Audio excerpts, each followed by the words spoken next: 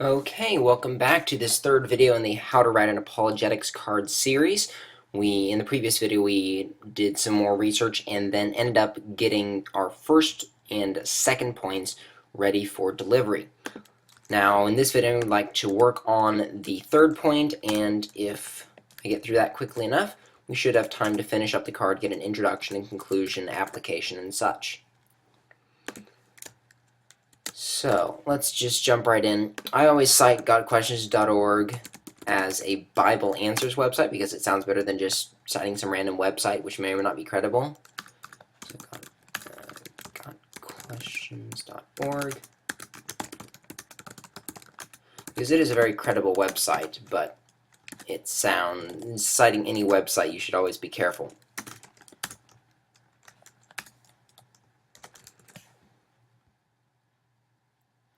I think I'm actually going to switch the order of these quotes around. I'm going to start with the Josh McDowell quote, and then I'll have a little bit more information. Then I'll end with the godquestions.org quote.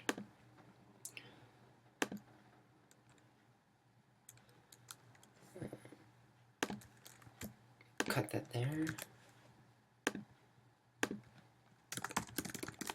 According to Josh McDowell, the author of Evidence That Demands a Verdict, the most telling testimony of all must be the lives of those early Christians.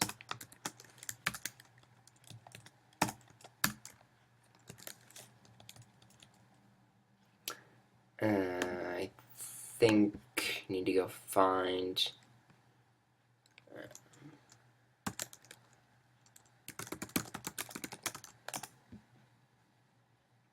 that source, because it seems like I cut the quote off just a tad early.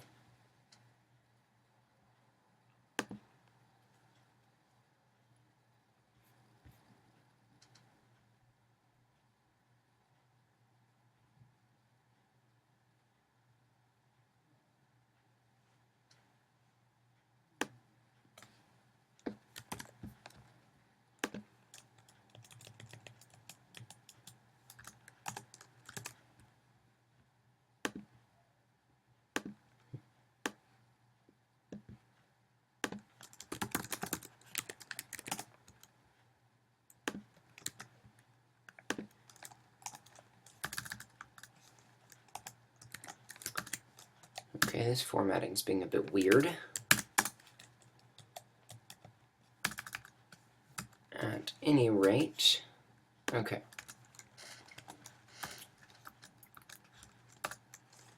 My goodness.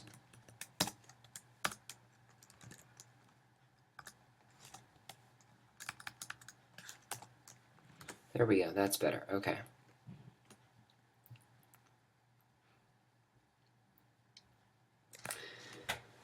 Now, this quote seems to me to be just a tad long. Well, I'll stick with it, and we can look at our word count when we're finished here, and if we need to cut it, we can do so. Evidence of the early church. Okay. Let me go see how many...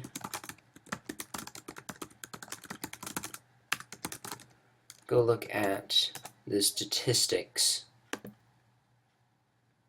for how many Christians there are worldwide, or at least as how many people claim to be Christians or identify as Christians. 2.1 million. Just double check. Yeah, over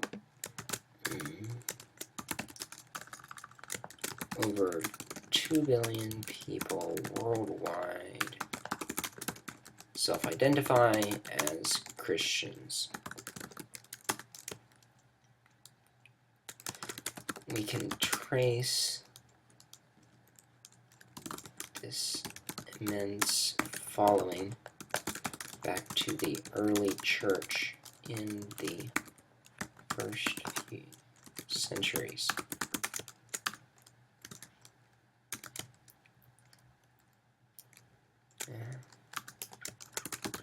We must ask the question, why aren't there any Christians at all? It's a valid question. Why aren't there adherents of some random religion? Well, because that religion never started. And so if we ask, why are there Christians? Well, there must be a reason why the religion started. So we could ask the question, why are there any Christians at all?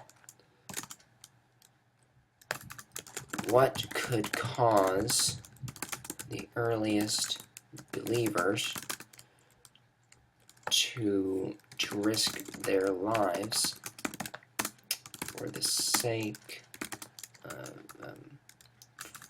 for this new religion?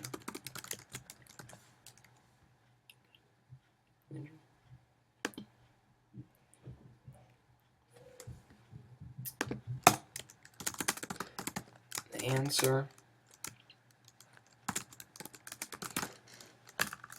they had a firm, doesn't seem like quite the right word,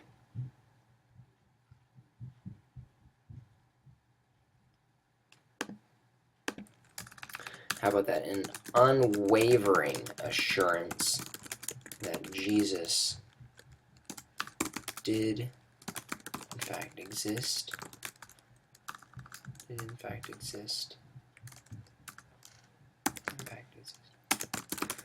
They knew what he had done for them. They were willing to give their lives to him. According to gotquestions.org, Bible Answers website. Okay, that's good.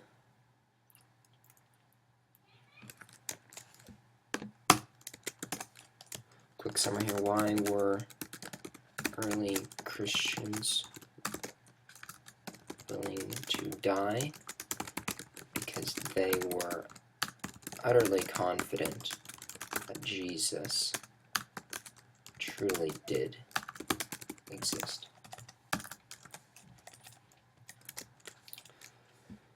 Now we have a summary here. My preferred way of introducing it is saying, over the past few minutes we've seen, and then summarizing, because I found it a little bit more personal than saying in conclusion or in summary. It's just a personal flair.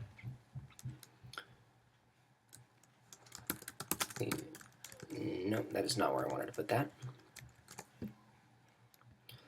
Past few minutes we've seen 3 solid areas of evidence for the historical existence of Jesus, just tying the topic statement.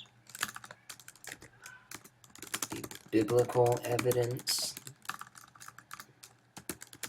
the external evidence, and the evidence of the early church.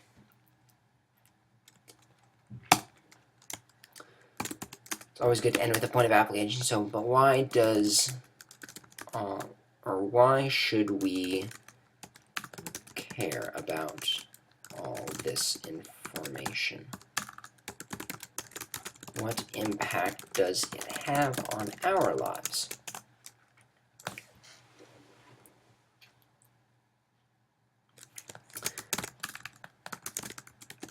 As Christians, we base our eternal destiny on our beliefs concerning Jesus of Nazareth. If we're wrong about his life, death, resurrection, we are, as the Apostle Paul stated in somewhere, we are of all people most to be pitied. 1 Corinthians 15:19.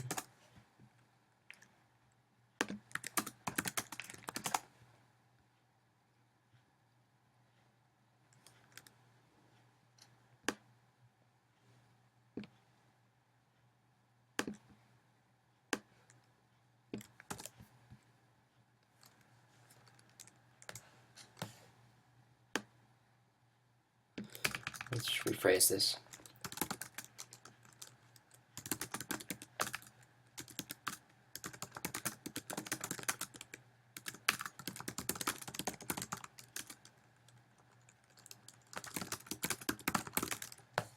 1 Corinthians? 1 Corinthians. Gotta keep the Corinthians straight. I'm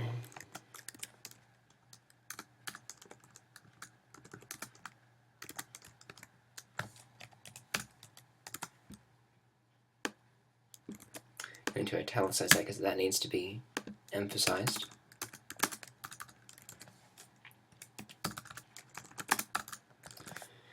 As Christians, we base our eternal destiny on our beliefs concerning Jesus of Nazareth. If we're wrong about his life, death, and resurrection, then the Apostle Paul was absolutely correct when he penned 1 Corinthians 15:19. If in Christ we have hope in this life only, we are of all people most to be pitied.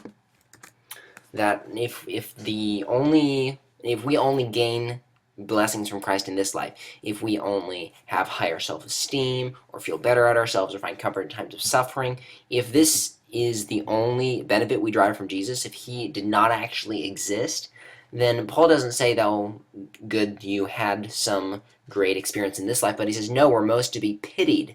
The only reason we can give up this life, the only reason we could be willing to be martyred for Christ, is because there is another life, that our hope is not in this life only. That's the emphasis I'm going to try to get across there. So,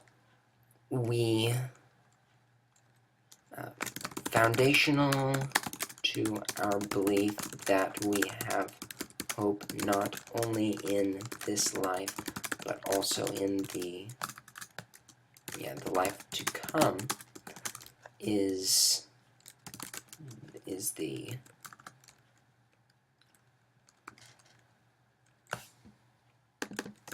actually at the basis of our belief is the firm foundation of the historical existence of Jesus. The existence of Jesus.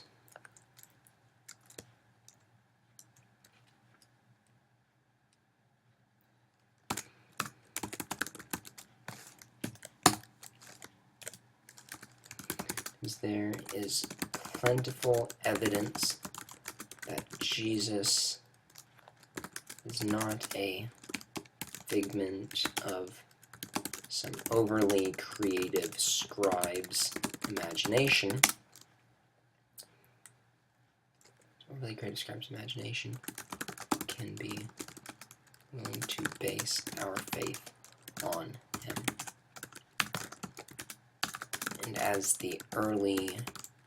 And as many early Christians did, we can even be willing to die for him. Because we know that he did exist. Actually did